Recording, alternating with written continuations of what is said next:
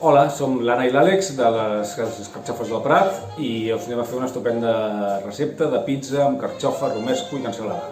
Vale, us hem de dir que no l'hem fet mai, així que ja veurem com surt. Som-hi? Vinga!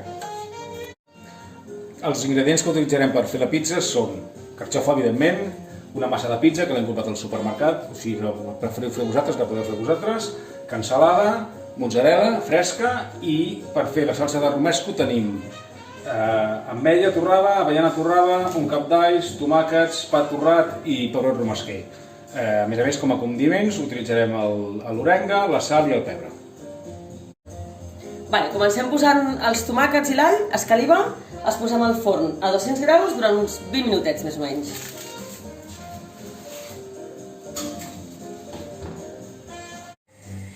Vale, al pebrot romesquer li traiem les llavors, com pugueu, perquè no és molt fàcil. Val? I el posem amb aigua que hem tingut ja calenteta una estona. A continuació el que farem serà tallar la cansalada a tires i pelarem les carxofes fins a arribar a la part tendra i les tallarem a làmines per després fregir-ho tot. I mentre peleu les carxofes,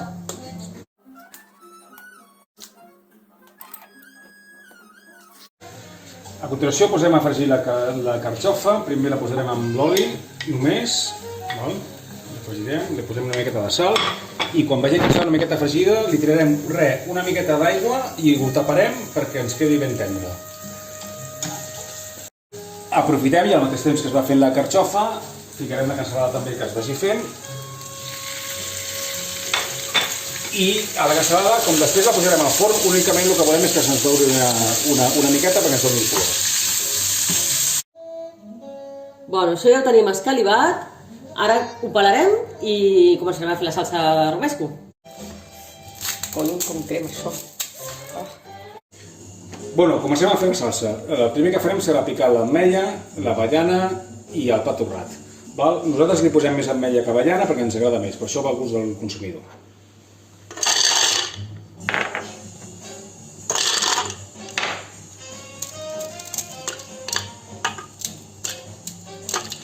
I de tant en tant una mica de cervesa, que sempre va bé.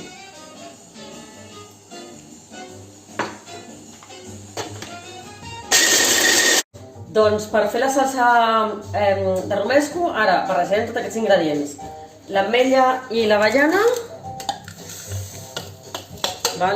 els alls, que al final n'hem posat mitja cabeça d'alls, perquè potser una era massa, el pebrot romesquer, que n'hem tret la polpa ja, i el tomàquet. Ara és qüestió de triturar-ho tot amb el mini-pime i anar afegint oli, vinagre, sal i bitxo també si voleu, si us agrada picant. I ja està. I anar tastant. I dale, i vinga. Hem tingut la pizza al forn uns 5 minuts perquè la massa agafi una mica de consistència i ara el que farem és posar-li primer la salsa de romesco, després la mozzarella, després hi posarem la carxofa i la cansalada, tot junt, i l'acabarem amb una mica d'orenga. I si algú vol posar-li formatge pel damunt, doncs també estaria bé posar-li.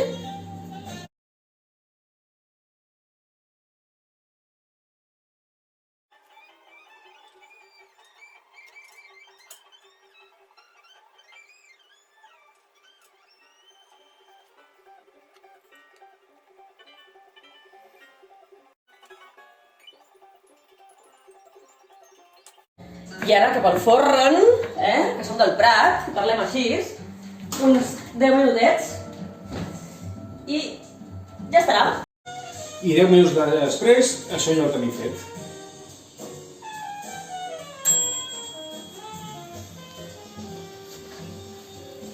I voilà!